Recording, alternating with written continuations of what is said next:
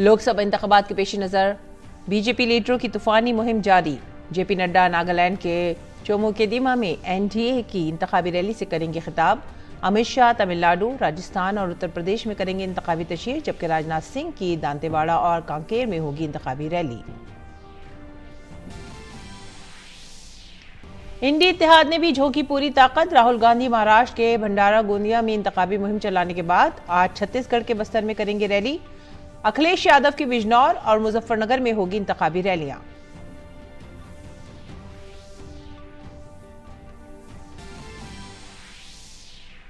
वजीर खारजा doctor S Jaishankar ने दहशतगर्दी के खिलाफ भारत के मजबूत मौक़िफ़ का किया इयादा। कहा, सरहद पार से दहशतगर्दों को बर्दाश्त नहीं किया जाएगा।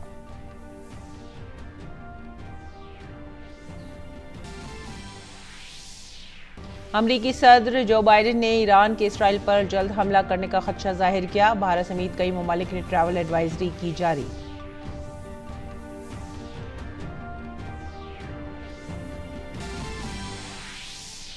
खेलों में आज पंजाब किंग्स का आईपीएल में राजस्थान रॉयल्स से होगा मुकाबला। कल दिल्ली कैपिटल्स ने लखनऊ सुपर जायंट्स को दी थी 6 विकेट से शिकस्त।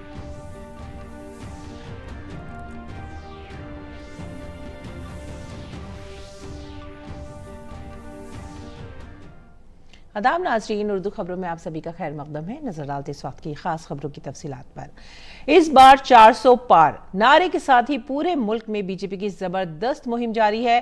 बीजेपी की मरकजी क़यादत के बेशतर बड़े लीडर शुमाल मशरक़ के मुख्तलिफ हिस्सों में इंतखाबी मुहिम में मसरूफ़ है। आज पार्टी के कौमी सदर जेपी नड्डा नागालैंड के चुमोकेदिमा में एक जलसा आम से खिताब करेंगे। नड्डा चुमोकेदिमा में एग्री एक्सपो साइट पर पीपल्स डेमोक्रेटिक अलायंस पीडीए के उम्मीदवार डॉक्टर चौमिन मरी के हक में मुहिम चलाएंगे। नागालैंड, जिसकी वाहिद लोकसभा सीट है, वहां 19 अप्रैल को इंतखाबात होंगे। वोटों की गिनती 4 जून को होगी। और इस बीच बीजेपी लोकसभा इंतखाबात के लिए मुसलसल मुहिम चला रही है। इसी सिलसिले में बीजेपी के स्टार प्रचारक और मरकजी वजीर दाखिला अमित शाह आज तमिलनाडु, राजस्थान और उत्तर प्रदेश में इंतखाबी मुहिम चलाएंगे। सबसे पहले अमित शाह तमिलनाडु पहुंचेंगे, जहां वो सुबह 11 बजे कन्याकुमारी में रोड शो करेंगे। कन्याकुमारी लोकसभा हल्के में अमित शाह मेट्टुकडाई जंक्शन से पुराने बस स्टैंड तक रोड शो करेंगे और पार्टी उम्मीदवार पी राधाकृष्णन की हिमायत में आवाम से वोट मांगेंगे।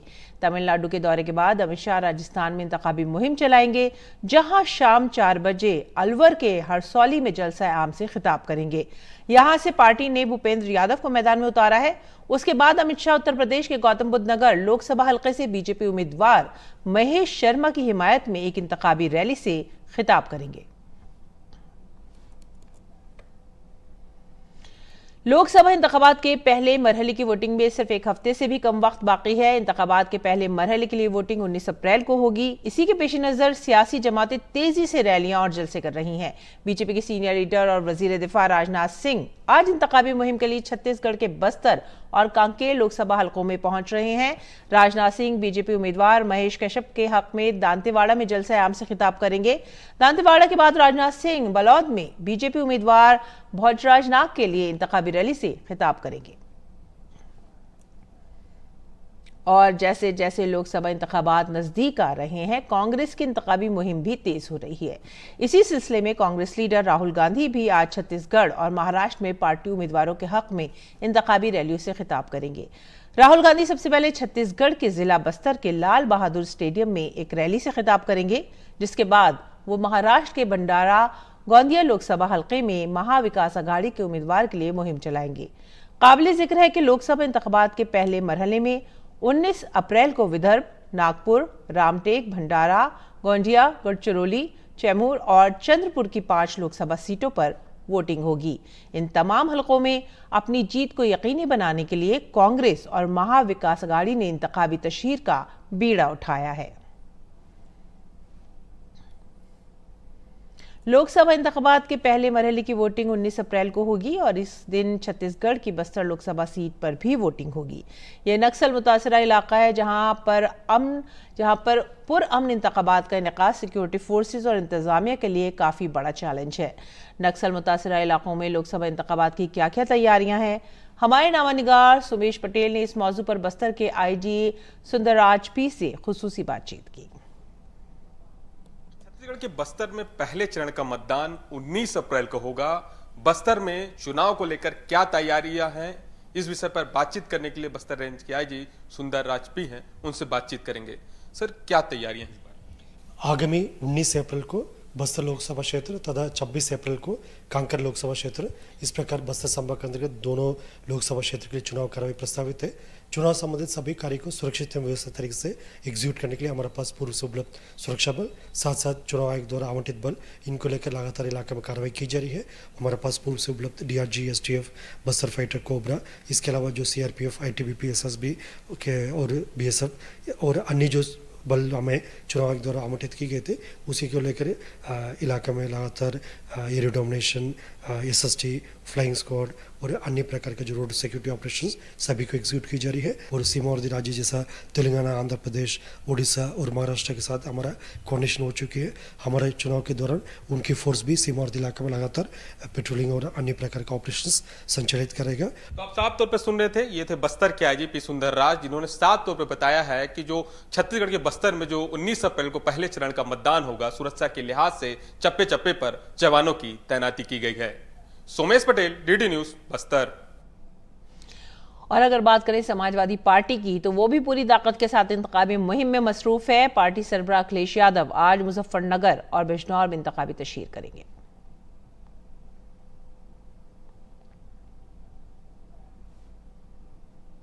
पहली बार वोटरों की हौसला अफजाई के लिए इलेक्शन कमीशन के जरिए बनाए गए गाने को कुव्वत गोयाई और समाज से महरूम अफराद के लिए दूरदर्शन की साइन लैंग्वेज के मुतरजम शरद मुगदल ने इशारों की जबान में तब्दील किया है।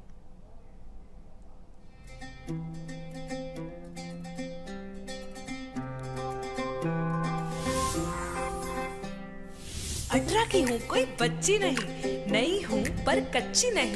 मानो या ना मानो तुम, कुछ बड़ा करने की है बारी यही, भविष्य देश का लिखने की तैयारी यही। बचपन से अब तक मेरी माटी ने दुलारा, आज मुझको है मेरे देश ने पुकारा। आज चल पड़े हैं हम सबके कदम, बदलने भाग्य देश का निकल पड़े हैं हम। आज चल पड़े हैं हम सबके कदम, बदलने भाग्य देश का निकल पड़े हैं हम। हो बनेगा देश महान जब वोट करेंगे हम।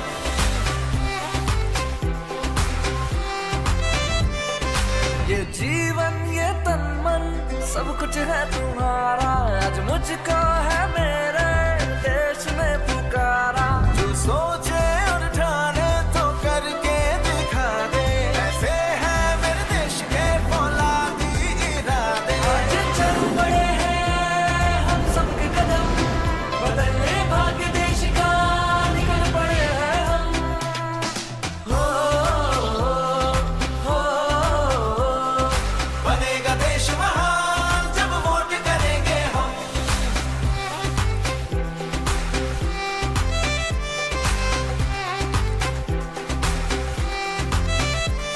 क्या तेरा क्या मेरा, सब तुझ पे ही बारा। आज मुझको है मेरे देश ने पुकारा। अपनी यारों की खाओ कसम, बदलने भाग्य देश का निकल पड़े हैं हम। हो कश्मीर से कन्याकुमारी है सब अपने, यहाँ पे कोई बेगाना नहीं। हम तो यहाँ पे सब देश के दीवाने, तो हमसे कोई टकराना नहीं। आवाज यही, अधिकार यही, आजादी का पुरस्कार यही, लोकतंत्र का पहले संस्कार यही, संस्कार यही। अपनी यारी की खाओ कसम, करेंगे अपना पहला वोट देश के लिए हम। ये जीवन फर्स्ट टाइम जी सर। सब कुछ है तुम्हारा। आज मुझको है मेरे देश ने पुकारा।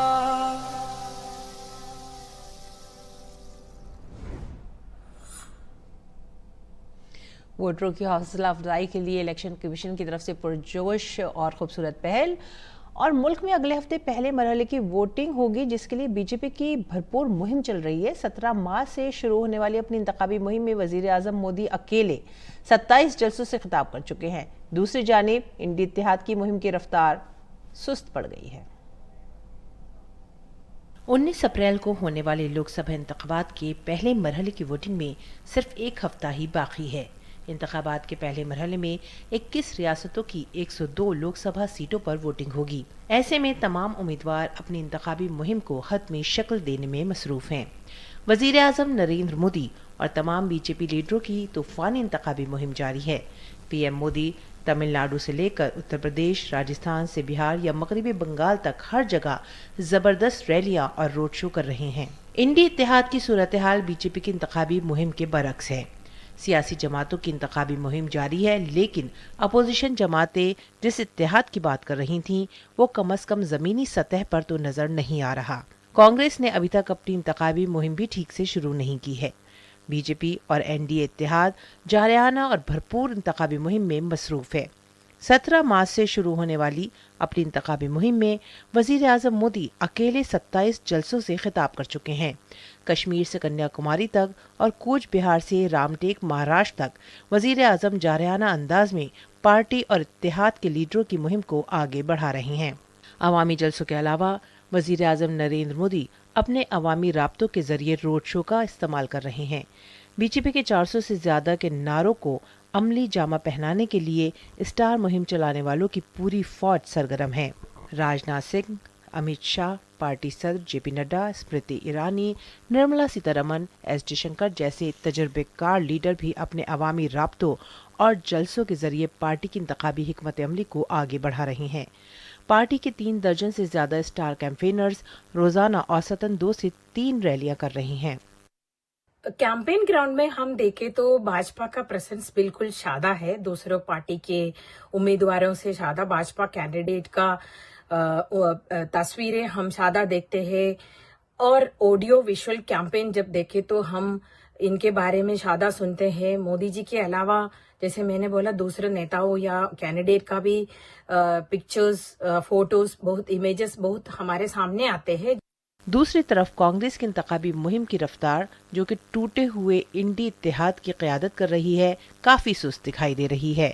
सोनिया गांधी सरगर्म इंतखाबी मुहिम से दूर हैं। पार्टी सदर मल्लिकार्जुन खड़गे की शख्सियत में मुल्क की अपील का फकदान साफ नजर आता है। बाकी खला को राहुल गांधी ने अपने सियासी अंदाज में तसलसल न होने की वजह से पुर किया है। हुक्मरां जमात के मुकाबले राहुल गांधी अब तक सिर्फ 7 अवामी जलसे कर पाए हैं। प्रियंका गांधी भी शाज़ो नादिर ही मौकों पर नजर आती हैं। जनता के जो मुद्दे हैं, उन मुद्दों को किस प्रकार से उन्हें फेस करना है, उसके लिए ये लोग बहाने ढूंढ रहे हैं। गठबंधन पर आलापते रहे, INDIA बनने आया, उसमें टूट फूट हो गई। इन लोगों के पास कोई मुद्दा नहीं है। ये लोग केवल अपने भ्रष्टाचार जो इन्होंने किया है, जो अनैतिक काम किए हैं, उससे अपने को और अपने परिवार को बचाने के लिए ये चुनाव लड़ रहे हैं। इंडी इत्तेहाद में शुमाली हिंद के इत्तेहादियों की इंतखाबी मुहिम में कोई रफ्तार नहीं है। बिहार में ग्रैंड अलायंस के इत्तेहादी अभी भी उम्मीदवारों और सीटों की तकसीम में मसरूफ हैं। मगरबी बंगाल में ममता बनर्जी, बाया महाज और कांग्रेस 3 कुतुब हैं। उत्तर प्रदेश में भी यूपी के लड़के इंतखाबी मुहिम की रफ्तार से बहुत दूर दिखाई दे रहे हैं। जुमे को जब अखिलेश बड़ी मुश्किल से मैदान में उतरे तो उनके इत्तेहादी कहीं भी नजर नहीं आए। आम आदमी पार्टी और कांग्रेस, जो कभी दिल्ली और पंजाब में एक दूसरे पर तल्ख कलामी करते थे, आज उनकी आवाज़ सुस्त है और वो मजबूरी में इकट्ठे हुए हैं, लेकिन एक दूसरे से छुपकर इंतखाबी मुहिम चलाते नजर आते हैं। ऐसे में जबकि इंतखाबी मुहिम के पहले मरहले के ख़त्म होने में सिर्फ चंद दिन ही बाकी हैं, लेकिन अपोजिशन जमातें इंतखाबी जंग में हुक्मरां जमात से काफ़ी पीछे नजर आ रही हैं। सियासी मुबस्सिरीन भी इसका एहसास दिला रहे हैं।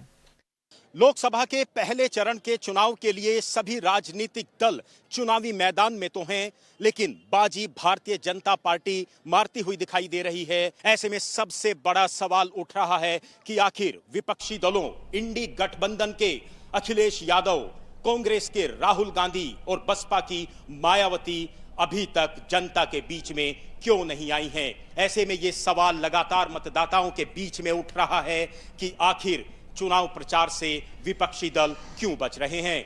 अपने कैमरामैन सौरभ शुक्ला के साथ अनुज यादव, डीडी न्यूज, मुरादाबाद। उत्तराखंड की हरिद्वार लोकसभा सीट पर बीजेपी और कांग्रेस के दरमियान बराह रास्त मुकाबला है, जहां बीजेपी ने साबिक वजीर आला त्रिवेंद्र सिंह रावत को इंतखाबी मैदान में उतारा है, तो वहीं कांग्रेस ने साबिक वजीर आला हरीश रावत के बेटे वीरेंद्र रावत को टिकट दिया है। पहली बार लोकसभा इलेक्शन लड़ने वाले वीरेंद्र रावत इसे कितना बड़ा चैलेंज समझ रहे हैं, इस पर हमारे नामानिगार निशांत राय ने कांग्रेस उम्मीदवार वीरेंद्र रावत से खास बातचीत की। कांग्रेस के हरिद्वार लोकसभा क्षेत्र के उम्मीदवार वीरेंद्र रावत जी हमारे साथ मौजूद हैं। वीरेंद्र जी, पहला सवाल आपसे, कितनी बड़ी चुनौती मान रहे हैं इस चुनाव को? देखिए, चुनाव है और चुनाव हमेशा चुनौतीपूर्ण होता है और सभी पार्टियां अपना अपना प्रयास कर रही हैं, हम भी अपने प्रयास में लगे हुए हैं। लेकिन मुझे एक एज है। एज इसलिए है कि मैं 2009 से यहाँ के गांव कस्बे कस्बे घूमा हुआ हूँ, लोगों से मिलता जुलता रहता हूँ, उनके दुख सुख में हमेशा सक्रिय रहा हूँ। हरिद्वार को साधु संतों की नगरी कहा जाता है और अभी हाल में ही राम मंदिर बना है, पूरा देश राममय भी हो रखा है और आपकी ही पार्टी के कई नेताओं ने इसके खिलाफ बयान दिए हैं। ये नहीं लगता है कि कहीं ना कहीं वोटर्स को ये प्रभावित करेगा आपके खिलाफ? ऐसा कुछ नहीं है, कोई खिलाफ बयान कुछ नहीं दिया गया।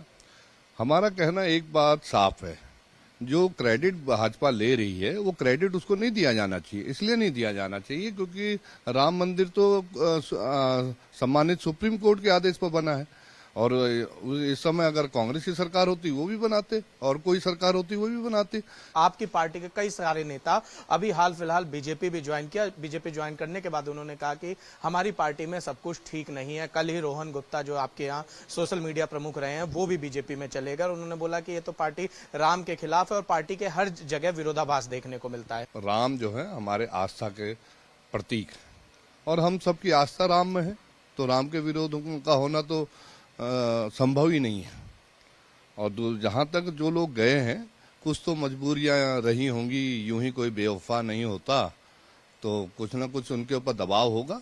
बीजेपी लगातार वंशवाद पर प्रहार कर रही है, आपको लगता है कि इसका नुकसान होगा? कि जहाँ तक वंशवाद की बात है, जब हम बीमार होते हैं तो हम खानदानी डॉक्टर ढूंढते हैं, अगर कोई वकील की जरूरत होती है तो हम खानदानी वकील ढूंढते हैं। तो सिर्फ राजनीतिक परिवार में अगर बाप के बाद बेटा आ रहा है राजनीति में आगे और जनता की सेवा के लिए आ रहा है तो उसमें बुराई क्या है? तो ये थे हमारे साथ वीरेंद्र रावत जी, जिनका कहना है कि इनको एज है क्योंकि इन्होंने हरिद्वार की जनता के बीच लगातार जाकर काम किया है, जिसका फायदा इनको चुनावी नतीजों में मिलेगा। वीडियो जर्नलिस्ट सौरभ बक्सी के साथ निशांत राय, डीडी न्यूज, हरिद्वार। और आइए अब नजर डालते हैं कुछ दीगर खबरों पर। गर्मियों की छुट्टियों के आगाज और कोंकण रूट पर ट्रेनों के बढ़ते हुए मुतालबे के साथ सेंट्रल रेलवे ने मुसाफिरों की इजाफी भीड़ के पेश नज़र लोकमान्य तिलक टर्मिनस मुंबई और थिवी के दरमियान 32 इजाफी समर स्पेशल ट्रेन खिदमत चलाने का फैसला किया है। मुसाफिर इन खुसूसी ट्रेनों के बारे में वेबसाइट www.inquiry.indianrailway या nts.gov.in ऐप पर मजीद मालूमात हासिल कर सकते हैं। रेलवे इंतजामिया ने मुसाफिरों से इस मौसम गर्मा में खुसूसी ट्रेन सर्विस से फायदा उठाने की अपील की है।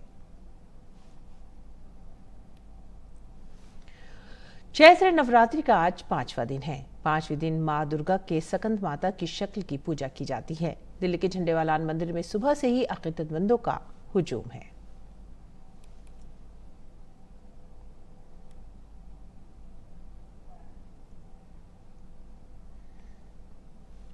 और मुल्क भर में आज बैसाखी का त्यौहार जोश और खरोश से मनाया जा रहा है। दिल्ली में बैसाखी के मौके पर आशीर्वाद लेने के लिए अकीदतमंद गुरुद्वारा बंगला साहब पहुंचे।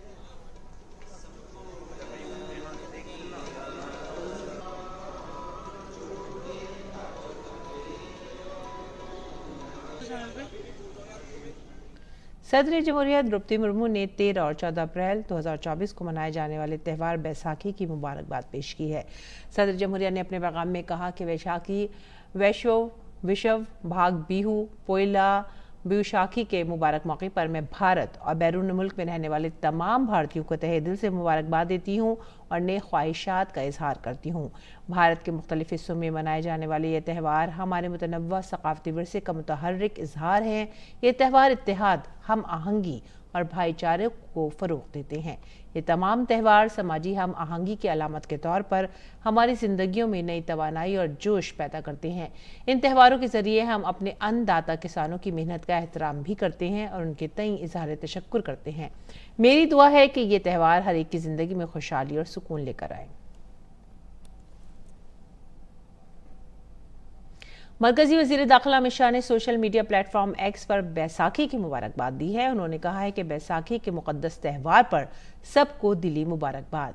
जोश और खुशी की अलामत वाले इस त्यौहार पर मैं हर एक के लिए खुशी, खुशहाली और अच्छी सेहत की ख्वाहिश करता हूँ।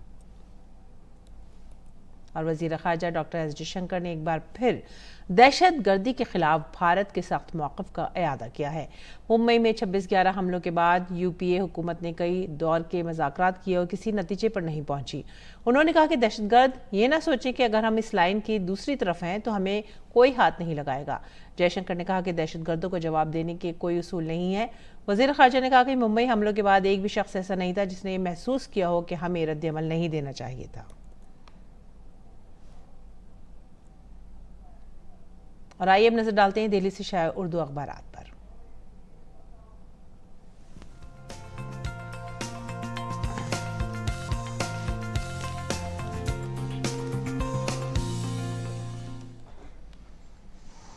उर्दू अखबारात के जायजे में जो पहली सुर्खी हम ले रहे हैं वो है रोजनामा इनकलाब से, और ये है इसराइल पर बड़ा हमला किसी भी वक्त मुतवक्के। अमरीकी खबर रसा इदारे ब्लूमबर्ग ने बड़े हमले का खदशा जाहिर किया है। अमरीका, बरतानिया और हिंदुस्तान समेत मुख्तलिफ ममालिक ने अपने शहरियों को ईरान और इसराइल का सफ़र ना करने की हिदायत जारी की हैं। अमरीका और इत्तेहादी हाई अलर्ट पर। इसके बाद की जो हम खबर ले रहे हैं वो है रोजनामा राष्ट्रीय सहारा से, और ये जम्मू कश्मीर से मुतालिक है। जम्मू कश्मीर का रियासती दर्जा जल्द बहाल किया जाएगा।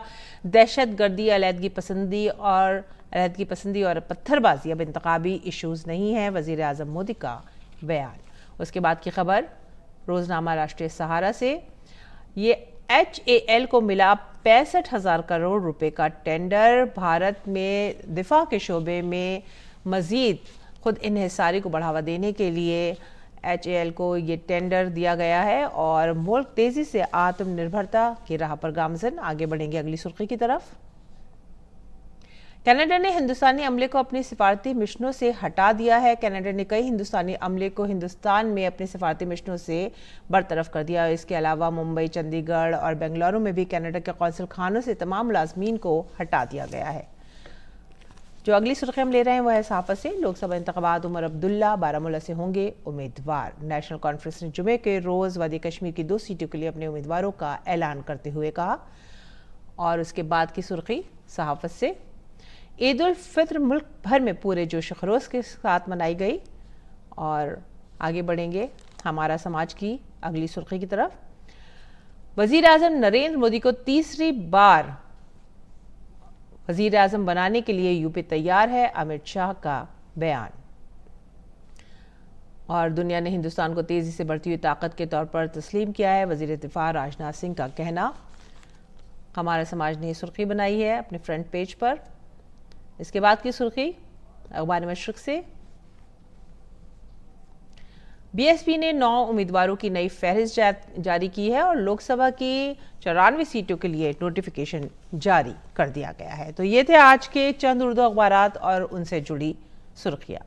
आगे बढ़ेंगे आलमी खबरों की तरफ। अमरीकी सदर जो बाइडेन ने कहा है कि उन्हें खदशा है कि ईरान जल्द ही इसराइल पर हमला कर सकता है, क्योंकि इस माह के शुरू में एक फिजाई हमले में आला कमांडरों की हलाकत के बाद ईरान की तरफ से जवाबी कार्रवाई का खदशा बढ़ता जा रहा है। अमरीका हालिया दिनों में इसराइल पर ईरानी जवाबी हमले के लिए हाई अलर्ट पर है, क्योंकि इलाकाई जंग के खदशात बढ़ रहे हैं।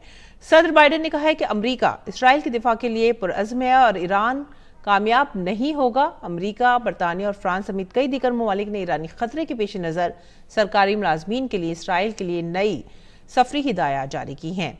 इस दौरान हिजबुल्लाह ने लेबनान से इसराइल की तरफ दर्जनों रॉकेट दागे। इसराइल की दिफाई अफवाज के तर्जुमान ने बताया है कि तकरीबन 40 मिसाइल और 2 धमाका खेज ड्रोन फायर किए गए हैं। किसी जानी नुकसान की खबर नहीं है।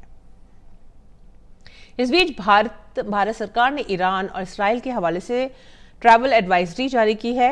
वज़ारत ख़ारजा ने कहा है कि खित्ते की मौजूदा सूरत हाल के पेश नज़र तमाम भारतीय शहरियों को मशवरा दिया जाता है कि वो अगली इत्तला तक ईरान या इसराइल का सफ़र ना करें।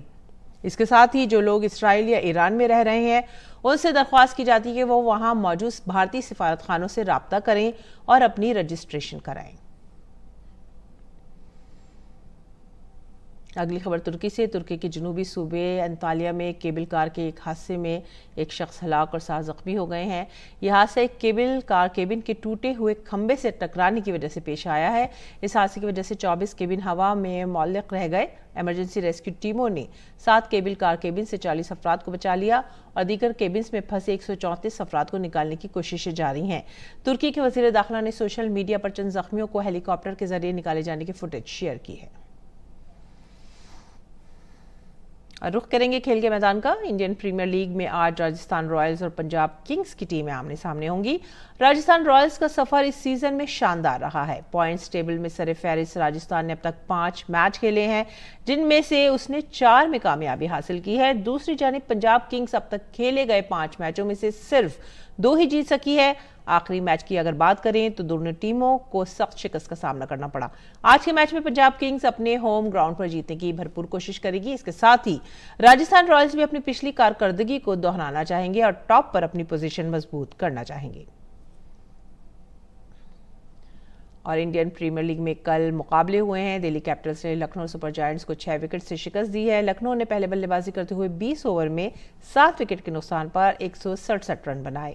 जवाब में दिल्ली ने 18.1 ओवर में 4 विकेट खोकर 170 रन बनाए और इस सीजन की अपनी दूसरी जीत हासिल की। जैक फ्रेजर मैककर्क ने दिल्ली की तरफ से निस्फ सेंचुरी खेली, जबकि ऋषभ ने 41 रन बनाने के बाद वापसी की। और अब नजर डालते हैं मौसम के हाल पर।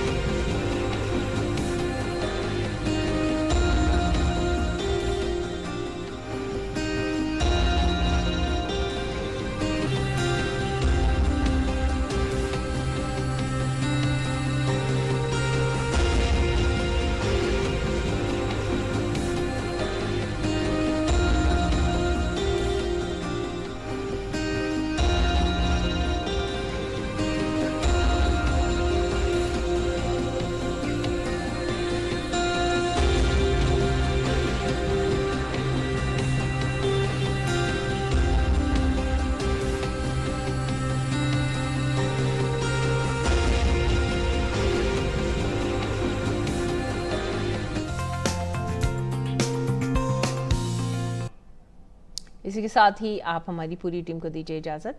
आदाब।